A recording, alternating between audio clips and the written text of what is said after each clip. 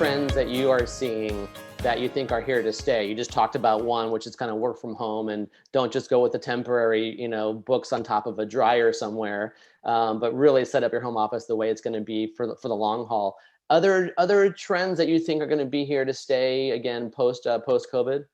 Yeah, we've seen a major impact on the way people shop and the retail environments. And I think a lot of those trends are here to stay. People have gotten a lot more comfortable with different ways of shopping and shopping in online environments and kind of navigating the way that online shopping works and so forth. So we've been working a lot with our retail partners like a Best Buy or a Staples or Walmart to sort of better understand how the shifts are happening around that and what's likely to be there for the long term versus the short term.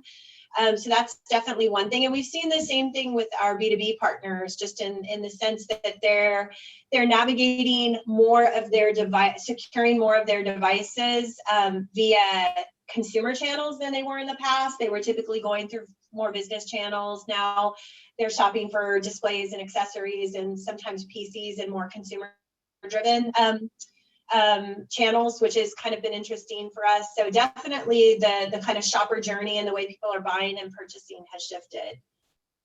And has that affected or guided the product development teams at all? So you talked about kind of planning, and I'm sure you have very long-term plans as well. But has the product development team changed kind of their emphasis or their focus, or accelerated maybe any kind of new types of offerings to reflect what's happening out there now?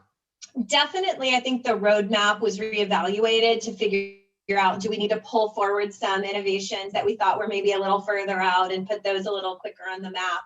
I think the other thing that has happened is it's less about the products changing themselves and more about the ordering of the way in which we think about that roadmap, but also just the portfolio. So our portfolio, we typically have a portfolio that's designed for business, and we have a portfolio designed for consumer.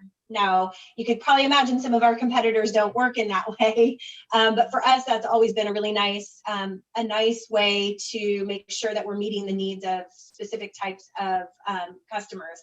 Now that we're seeing some of those shopping habits in retail chains merge, where businesses are shopping in more consumer channels and so forth, it might change the way, and we're working through some of this, it might change the way we look at the portfolio to say, okay, where do we really need separate products? Where can we pull some of those product offerings together, et cetera? So there's been a lot of work on that as well.